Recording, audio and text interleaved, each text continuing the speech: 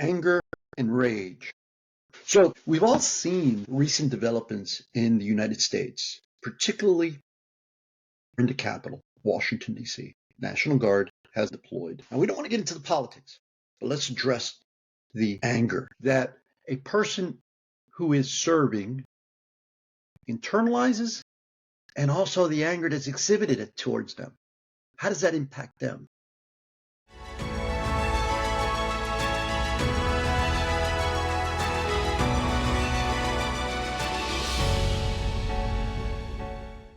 Today on Bets and Badges, we will continue our discussion, the neuroscience of self-mastery. My co-host today is Dr. Pamela Serafin, neuroscientist and futurist recognized as a global authority in neuroscience for higher stakes leadership and human performance. She is also an international best-selling author of the book titled Neuromastery. Welcome, Doctor. How are you? Thanks, Robert. Great to be here. Always good to be with you. And you have brought on a special guest to discuss this topic, right? Go into detail about this particular topic. His name is Dr. Edward Buckman. Dr. Buckman is a fellow law enforcement officer who also served in the United States Marines. He is currently working at the University of Tennessee in the investigative division. Doctor, how are you? I'm doing well. Thank you all so much for having me today. Thank you for your service, brother. Stanley. So let's narrow it down a little bit. So this episode will examine the neuroscience and cultural roots of anger, aggression, and rage, both inside, as we had said, the first responder community and directed at it.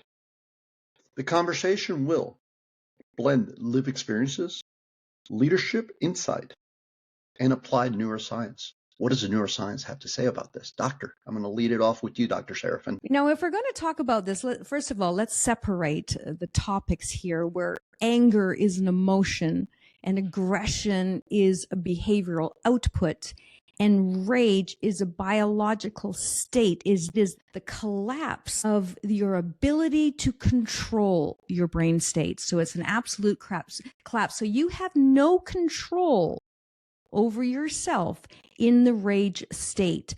Now, and as we lead up to that, you've got to take that into consideration because it's very easy to look at people in that state, especially when they're killing people, that you think, well, they should have known better. They did it on purpose. They pulled the trigger multiple times after the person was already dead, and they did all these steps. While reality is they had no control at that point. And so that alone changes a lot of things, right? Because of course the laws were made, the justice system itself was made before we even knew how the brain actually works. It's changed. And of course they're not going to change all the laws. They're in place now and the systems are in place, but you have to deal with reality. Like I said, this is the state of the brain. They have no control at that point. And so of course we've got to talk about, well, how did they get to that level? Great question. Ed, Dr. Buckman. Let's make it a little more simpler for you and I. Let me call you Ed and you call me Robert. Yes, thank you. You know, having served in the military and then law enforcement now at the University of Tennessee, brother, I'm sure you've seen some of those actions that Dr. Serafin speaks about where you get a subject that's so caught up in the moment of the heat of the battle, if you will, or the heat of the incident, that they just continuously react in ways that is just impulsive. Yeah, and Chattanooga is a very busy city, and so we got to interact with a lot of individuals that were just in this heightened state, almost kind of going back to what the doctor said about inconsolable. They weren't processing the words. They weren't being, as much training as we get in de-escalation. It was almost like an impossible task because they were in such a state. Me personally, having been in those states of anger into rage, there's the kind of the two different sections of my life. Having gone through the Marine Corps, and we had 2 deployments, and they weren't very kinetic, but it was a long period of consistent stress. And I did feel like the kind of the pressure cooker event going on within me, being able to moderate my emotions. And then the parallel, it was a single incident while being a police officer. It happened in one day. It was a terrorist attack. 4 Marines and a sailor were murdered. And then the repercussion on that, it was immediate. It was days and then weeks and months afterwards, but I felt that repercussion in a very focused time frame. So you got the kind of the slow drip effect, and then the water hose breaking, but the end result were very similar in a heightened state of anger. Small things kind of set me off, and it was something that it took a lot of time to kind of recognize and then recover from. So I'm glad you're personalizing it, because that's what I wanted to get to, right? I wanted to lead to that personal feelings that one has, the range of emotions. And Dr. Seraphin, please help us out, because, I've struggled with this phenomena, right?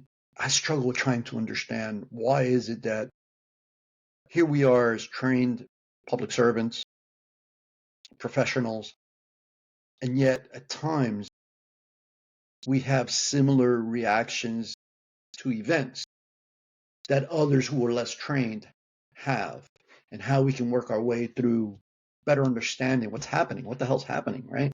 Well, I think let me say it this way. This is how I see it for, let's say, first responders, is that you're in what I call the 2-state trap.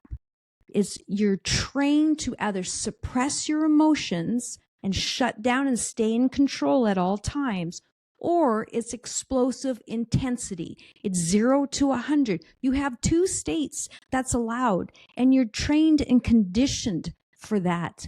What's lacking is range of emotion, because of your training and because of your job, what you have to do is that you've been taken the state of being able to have a range of emotions, healthy emotions, positive emotions, hasn't even been put into the equation. And that has done significant amount of damage to the human being. You can't have just the calm composure and then go from the rage.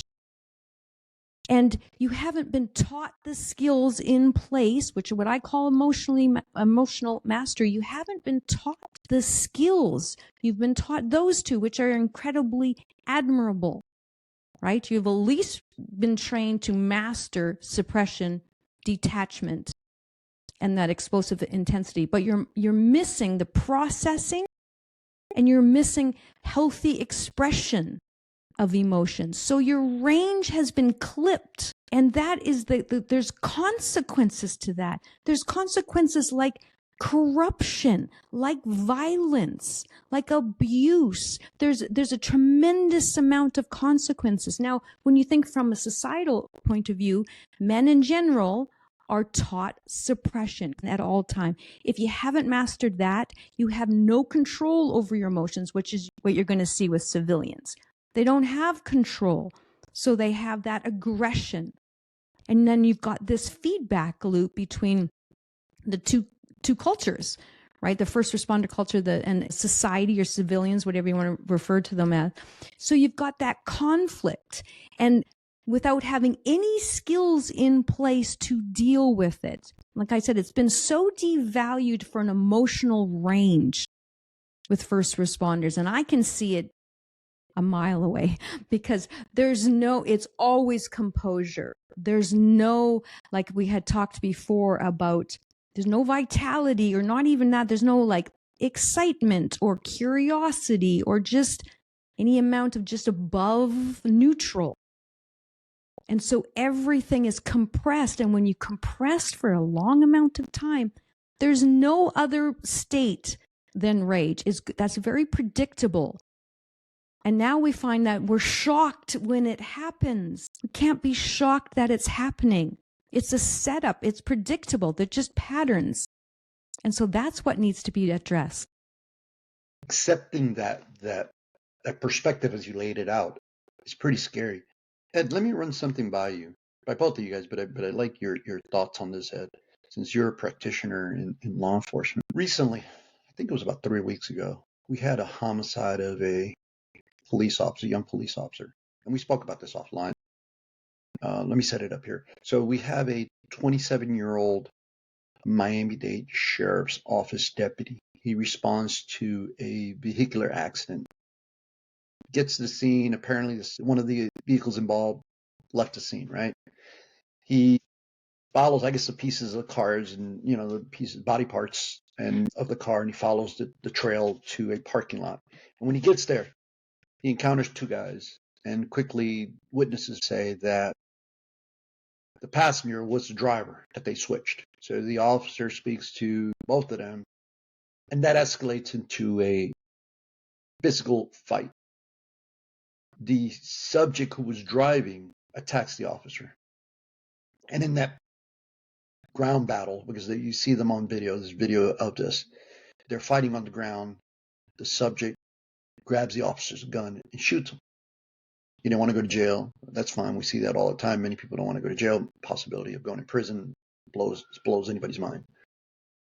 What was the explosive piece here and what made it really feel different was the fact that after the subject shoots the officer on the ground, he continues to shoot him many more times as he's cursing and kicking and yelling at the officer who's dying, right? Fatally shot. And that in itself felt different also on added piece. The offender was 21 years old. And when I say was, because he went back to the vehicle and committed suicide with the officer's gun. We in law enforcement, we accept the fact that this is going to happen. But what I've seen here is the officers and the community have gone from, can't believe this happened, to, I'm pissed, man. I'm angry. Can you talk a little bit about that and reflect about how you've experienced that and what your professional thoughts on dealing with something like that for the people that are in uniform and going through those moments of they're mad? Yeah, and so that ripple effect, right? So that anger begets other anger, and then someone down the road. One thing that I don't think I ever recognized this when my time with the city, but here at the university, one thing that I've kind of looked at differently is that we represent authority. And so 21 years old, the suspect, I imagine that if we took a glimpse back into his life, he had other struggles with authority. And that was the boiling point, was that he wasn't going to be taken to jail. He wasn't going to be told what to do. He was rejecting the authority of that officer. And yeah, I see it both, within law enforcement and then towards law enforcement, that rejection of authority or abuse of authority when there's maybe a connection to officers or individuals who become law enforcement officers and then take that authority to the next level, because we've seen that as well, where they believe that they have control over people, and when they lose control, I think that's kind of where that anger would seep in as well. It's devastating when these things happen, but part of the law enforcement organization's responsibility is to intervene and come to these individuals who are feeling that anger, that outrage towards the officer's murder, and have programs, have systems in place to be able to help, like the doctor's saying, is to help be able to process these. Because if it is just bottle that up, compartmentalize it, and move on without the correct processing, it's going to happen a month, a year, 10 years down the road. That pressure cooker will explode at some point in time. Dr. Seraphin, my question to you is, what's going on in the person's, internally? We who are observing or witnessed this, and this also goes for the National Guardsmen or troops that are now deployed on the streets in many parts of our country or abroad. What does the neuroscience say about this? Well, no matter what, regardless of what behavior it is, it's still processed through the brain. So it's a matter of brain functioning and structures of the brain. So it's nothing to do with that moment when somebody goes to kill somebody. It doesn't matter how many times they do. It's nothing to do with that. It is Something has happened. Many things have happened, guaranteed to each human being that have, like I said, created that pressure cooker and changed the structure and functioning of their brain. So even from like the hippocampus, say the memory center, chronic stress has changed the function of that area of the brain, sends different messages, distorted memories.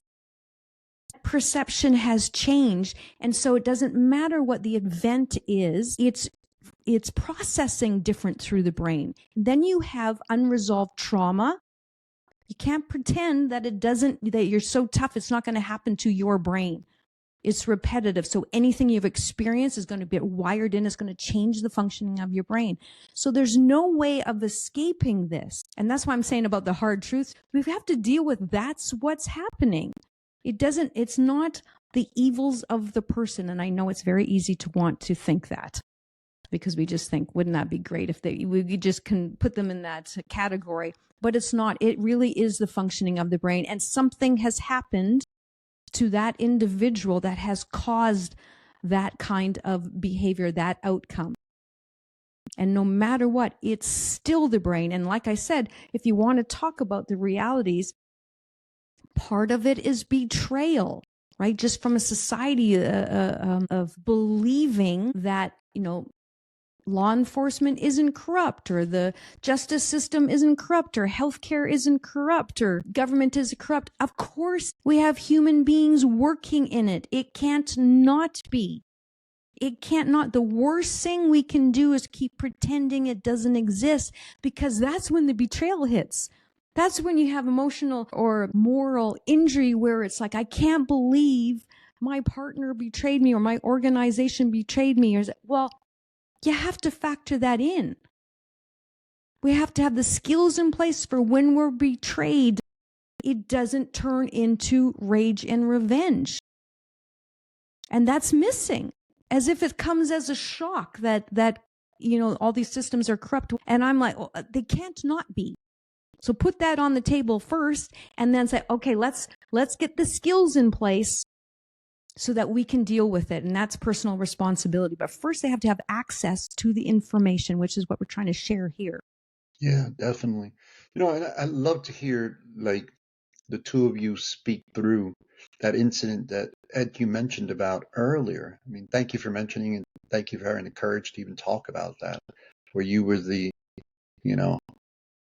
I guess a unintended participant in a post-terrorist event, right? I would love to hear the two of you kind of talk through the range of emotions that you went through and the feelings and how you worked through them. And Doctor, if you can help out here. Let me add this, because if you listen to the show last time, we talked about outliers. And Ed is an outlier, okay? Yeah. So just so you know, this is not your average guy here. And you have tremendous emotional range. I'm not talking about the neutral to rage. We're talking about the positive of a range of emotions. And you have that. And that's very, very uncommon.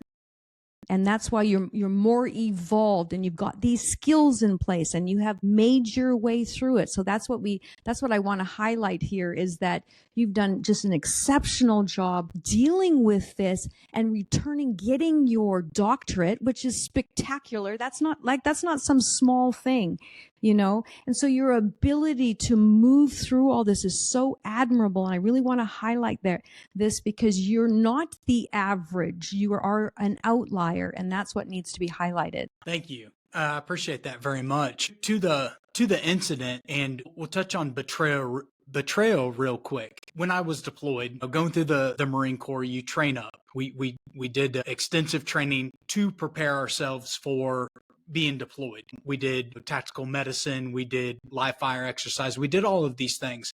And though my deployments were not kinetic per se, mentally, I believe that I was prepared for those events. And then stepping into law enforcement, we go through training, but different. I was prepared, and I had seen people shot and stabbed.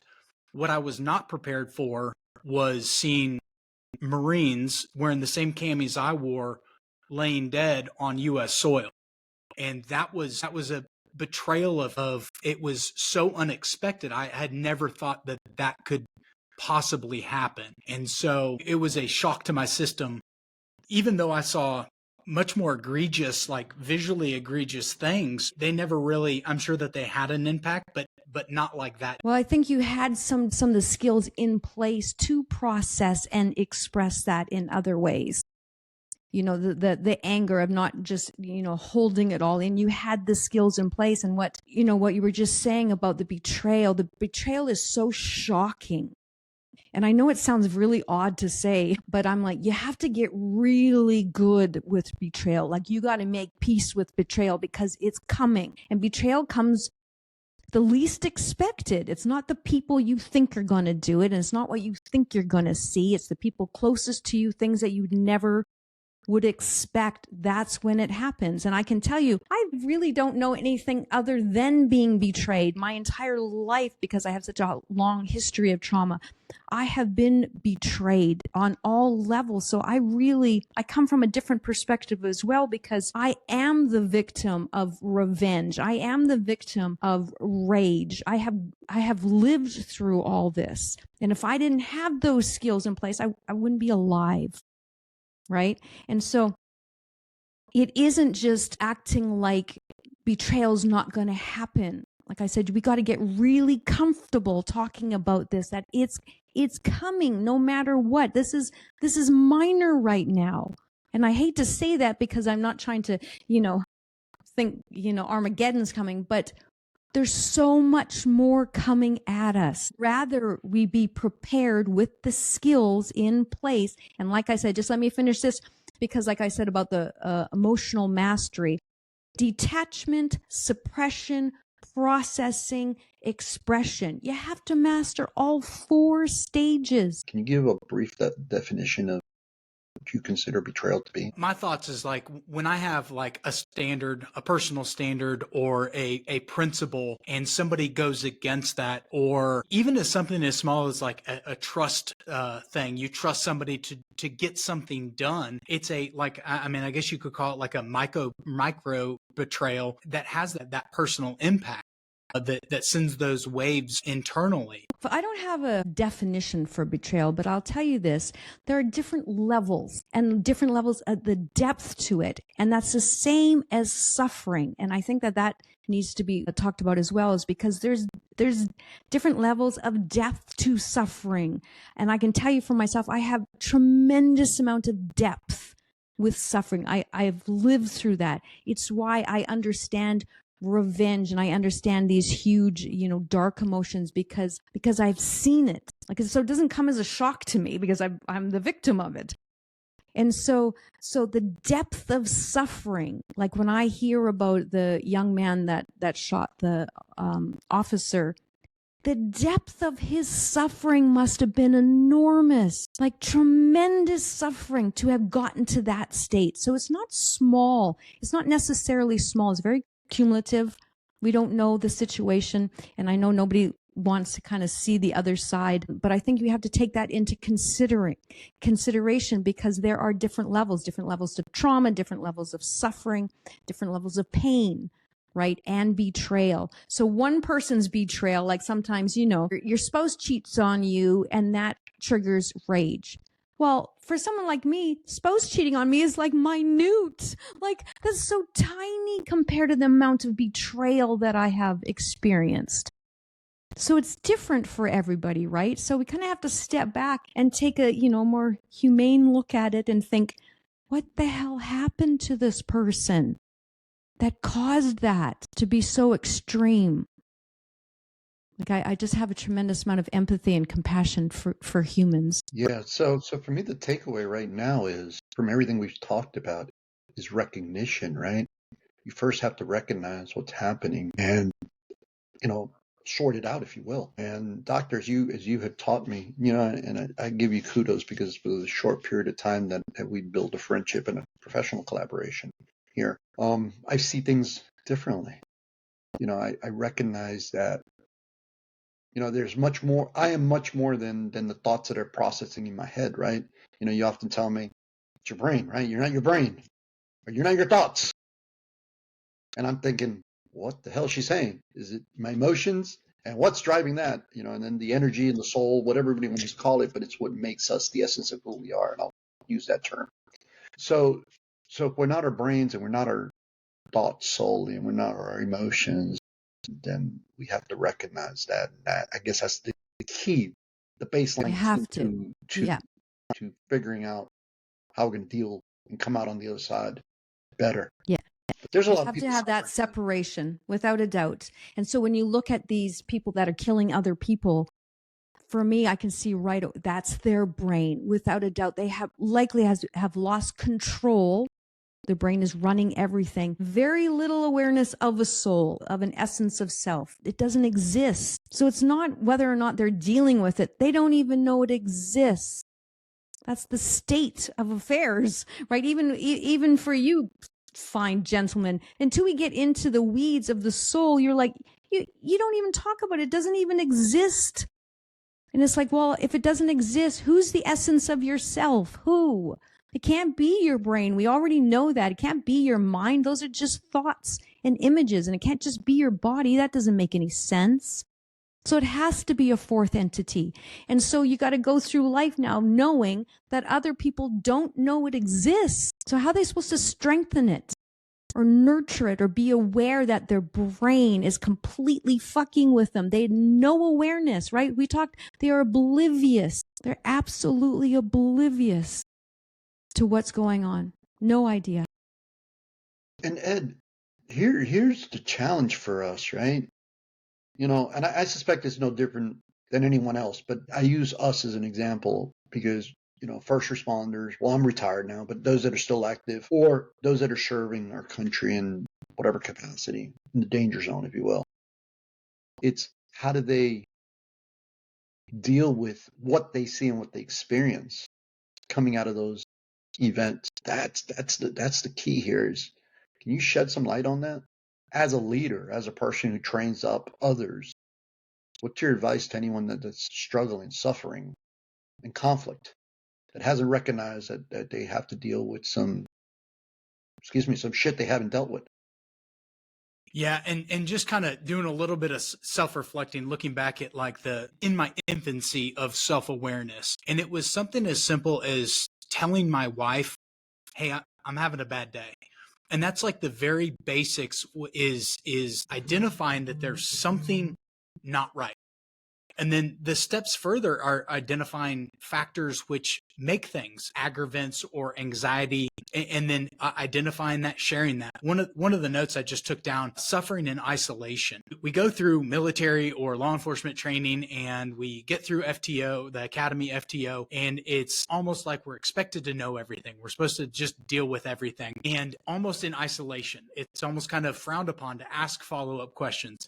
And then when we're talking about a subject like emotions in a male-dominated workforce industry, to go to a coworker, another male coworker, and saying, hey, I'm feeling kind of anxious. So we're again just kind of bottling this things up. Some of the things that have helped me, one is my faith. I'm a Christian, and having a transcendent cause, having a cause that is beyond me, beyond the police department, the badge, the whatever I'm wearing. It is what is going on here and now. One of the other things that I had wrote down was having a mission over emotions. So often in my personal life and others I see around me, they let their emotions take front and center over their mission. And being law enforcement, military, it's a worthy cause. But so many people get jammed up when they let the here and now emotions interject with that. So raising that mission above the current state of emotion has also helped me prioritize, like, yeah, a meeting went bad, a boss said something, whatever it may be, and recognizing, yeah, that's a small thing, that's a here and now thing. But my mission, whatever that mission is, for me being a Christian, me being law enforcement, I want to help try to change the industry, like on a national level. And so letting these small things, these small obstacles, not letting them deter me, has also helped me be centered in what I'm doing here and now. Faith, having a belief that it's bigger than you, helps a lot, right? That what we're experiencing is, there's more to life, there's more to our existence Does that fall in line with what your professional experience is, doctor? For me, I think it's fantastic. If that's what's helping you, then of course, right? Like that, if that helps, I'm all for it. You still have to have the skills in place. There still has to be that, but that's like a bigger picture, right? To be able to have faith. And that's going to help you through betrayal without giving up on humanity. And that's kind of what I want to focus on, because I'm like, we can't give up on humanity. We got to understand that that's the way the brain processes life as humans. And so we got to step back and have that ability, like you were saying, which is metacognition, the ability to think about what you're thinking about, which is difficult when you're in the drift of cognition, when you start to compromise, doing things against your moral judgment, betraying others, lying. You start to drift into compromise and you drift into corruption because your brain is wired differently. Your identity changes, your perception changes. You don't know it's happening. And that's the big difference here. They don't know it's happened. So you were lucky you caught it. You would be like, oh, well, kind of acting like an asshole here. Maybe I shouldn't do that. That's rare. Like it sounds surprising, but it's like, no, you can drift, have no idea you're drifting because it will look like it's other people's fault. I'm this way. The lens you see human beings as has changed. You don't know it's changed. So they do not know. Many people that are doing, terrible things and are batshit crazy, corrupt, don't know they are. They could be in a state of revenge. They don't know that they're in it. And so we've got to be able to step back and be able to, have agency for ourselves, master these skills ourselves first before we start judging others. But I want to make sure I heard it correctly. That they just are unaware of their actions in spite of how obvious their actions are and should be to them. Yeah. Not only actions, beliefs, personality, perception of who they are. They're unaware. They're unaware. They just have thoughts and they just act on thoughts because you've been trained. Society has been, the ideology of that you are your thoughts. That is you. The voice in your head is you. No, it's not. Very few people in the world don't know that it's not them. They don't know. So that's the snowball effect. If you don't even know that, and then you think, well, I'm just like, you use logic and they think, well, I am thinking about what I'm thinking about. Like but it's flawed logic because their brain has betrayed them. So they don't know, so it's a different way of looking at it instead of thinking, well, they should have known. They thought it through. They made the plan. Then they killed somebody. They had no metacognition at all. They still have to pay the consequence. So I'm never like, nobody gets a free pass. You pay the consequence. It's too bad you didn't know. You're paying the consequence now. However, we still got to have the cards on the table of the truth of how the actual brain actually works in human beings. Inside, outside law enforcement, I think society in general look at mental health as a kind of automated or a happenstance of our circumstances. If we get into a car wreck and get a bad knee injury, we go to the doctor, we do rehab, we go to PT, and we work on getting that muscle, that joint, whatever it is, stronger. I don't think a lot of individuals think about mental health the same way. And it should be. And I think law enforcement, because of the circumstances that across the board, individuals are having trauma, are having high stress situations, that law enforcement leadership need to lean into this with, just like we have PT programs, just like we have firearm programs, we need to build in programs and protocols, specific protocols and expectations that, hey, we need to take better care of our mental health and kind of disrupt that cultural norm of these kind of, the wellness programs are a great step, but having a wellness program taught by individuals that don't know these protocols, it's just kind of this cyclical, like this program. And so actually building in, like the doctor's talking about, actual protocols that intervene, that actually individuals can find wellness. And I've said this before, that officer wellness is a pretty low bar. high performers. Yeah. High performance, that's Yeah. that's a higher standard. And I think law enforcement leaders need to lean into their officers' wellness overall. And that's gonna have a successful mission impact. When it's been said, hurt people hurt people. And so if you have broken officers, they're not going to be the best out there for the community that they serve. If we have officers that are doing well, that are functioning well in their personal and their professional lives, that's a better product. That's better customer service for them on the back end. I 100% agree with that. And I want to add to that. And that's the topic of mental health is brain health. We've got to stop acting like mental health isn't coming from the brain. It is brain health. We can't help it that, the ideology and the narrative has been in place for decades that it was all mental. They didn't know where mental was coming from. It is the brain. So we're talking about brain optimization. We're talking about human optimization and high performance. And that's why I'm saying that exactly where I'm coming from as well. And that's for leadership and self-leadership. It should always be elite, high performance. And these are the skills you need in place to keep you elevated at that level. Doctor, you just said it, that leadership starts with self-leadership.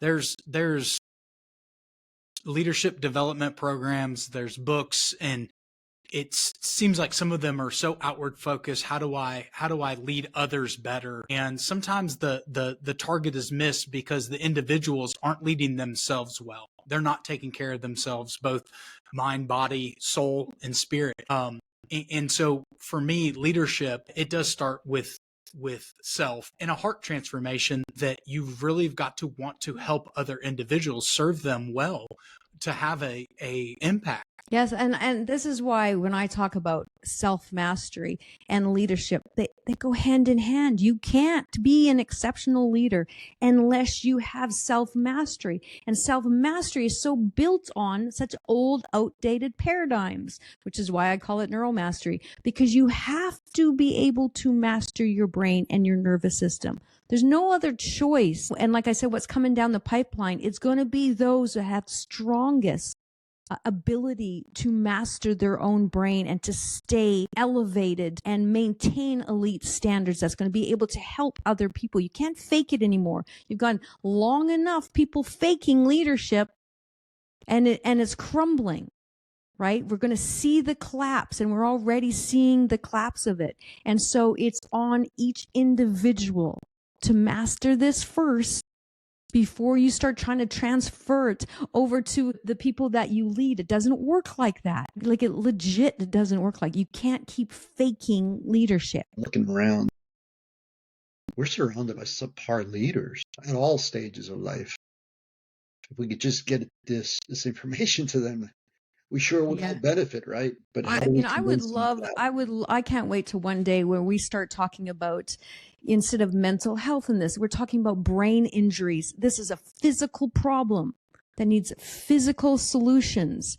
So it's brain injury, brain damage. Those aren't like words to like hide from. It's not psychological injury. It's not mental injury. Like stop using those words. It's doing more damage. We got to be, hey, this is a physical brain injury. What do we need to do to be able to change it ourselves first and then teach that skill to others? Right? And I have said this before, I do not teach anything I haven't already mastered. So this is 100%, you're able to do this. You just were likely unaware that you had the capabilities to actually master your brain. Brain medicine, is that different than a neurologist or a psychiatrist? What for the brain? Just did the whole, I guess, specialty of it. Well, mine's in neurobiology. So mine is definitely brain and body based, the whole nervous system, which is different than neurology is more just brain based. So sometimes I do say, brain-based approach because it's kind of easier for people to understand. But then I realized I kept leaving out their body. I was like, wait, you have a nervous system. You've got sensory input. And that's another thing. That sensory input for first responders, well, for everyone, but specifically for first responders, has changed.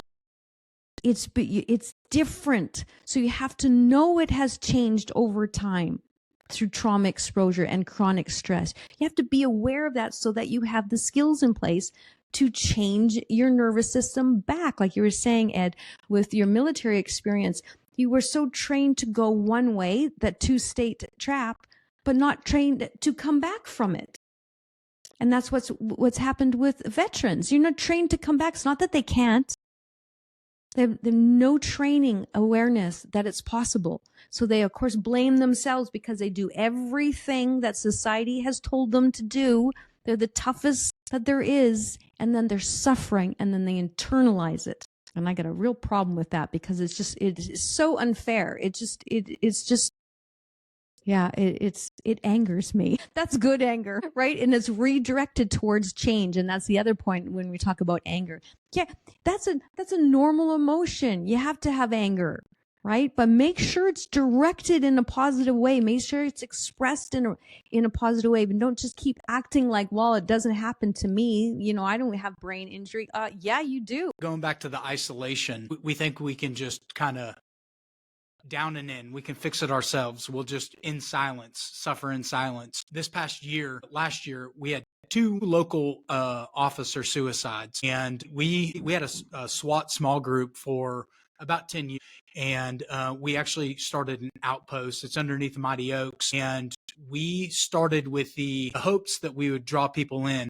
And some of Mighty Oaks' foundation is vulnerability and transparency. This past year, we've met twice a month, and we have grown to about anywhere between 20 and 25 individuals. And time after time, I see grown men in there breaking down in tears because it's a safe environment.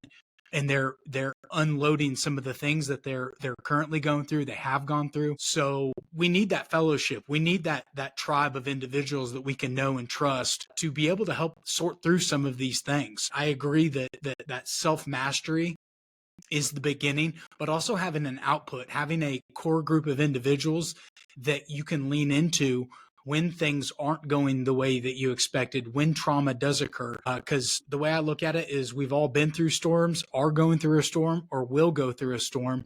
It's just a matter of when. And so, my encouragement to the vets out there, to the law enforcement individuals, find that core group of individuals to lean into to help process that have the like-minded, that we are, we're warriors, and get with an individual. Some of the things that for me, I was a little bit resistant going to like a church small group because I didn't relate to them. I found individuals that I do relate to, that have shared experiences that I can trust, and I know to open up about some of the trauma and the experiences that I've gone through. Well, I just want to comment first on what Ed was saying, because I really want to highlight that. And I also want to emphasize that it is a brotherhood, without a doubt. So yes, there are women, but there's strength in that brotherhood. I come in, I'm not the same, right? So I really stick with education. And although I still do one-on-one advising, it's different. That's not my place. So I'm really glad that you spoke about creating these groups for men. I don't know if there's women there too, but they're usually men. You guys are leading. And this is why I'm saying you need more leaders to step up and create this, but you have to have the education in place. Because what I was saying before, you got peer support, and the people that are trying to lead are suffering at epic levels themselves, and they're faking it. So I have a problem with that because they're doing more harm than good. But for somebody like yourself that has stepped into that role and can lead a brotherhood, then that's so admirable, and that's actually what's needed. I was just thinking of 2 individuals that I've recently spoken with. They happen to be retired police chiefs, and they were telling me how they are proponents of high-stakes leadership education in all forms, because that's what's needed. It's a reinforcement for them. Yeah. And my work is only supported and only can move forward with the support of alpha leaders. It's them. They have to give the green flag and say, okay, she's safe. She knows what she's talking about. Otherwise, it can't continue. Not in this space, because that's the pecking order. And the alphas are running the show. So if they don't give the green light, it doesn't matter what I have to say. They're not going to listen. It's not safe enough for them to step forward and even want to be educated. They're definitely gatekeepers. And so I'm always very, very appreciative that ones that are brave enough to go, oh yeah, hey, by the way, she really does know what she's talking about. You may want to listen. Guys. I think I loved having the opportunity to hear more about your story, Ed, and thank you so much for being part of this. I really appreciate your time and all that you have done in service for others. I want to say I'm very grateful for that as well. And I too am very grateful. I really appreciate y'all having me and opening this door for me to be able to come share some of my experience. And as I'm sitting in here learning, that was probably the funnest part of this, was just sitting here taking in what both of y'all are saying. And so thank y'all too. I appreciate it very much. And thank you to you, Robert, for always setting this up and giving this platform, because it's so valuable. Well, this will conclude another episode of Bets and Badges. We want to thank you, the audience, Dr. Serafin, and Dr. Edward Buckman for their participation in this episode. We hope you've enjoyed it. You can catch us on all major podcast platforms, Spotify, Apple, YouTube, iHeart, or our betsandbadges.com website. Look forward to speaking with you next time. Thank you.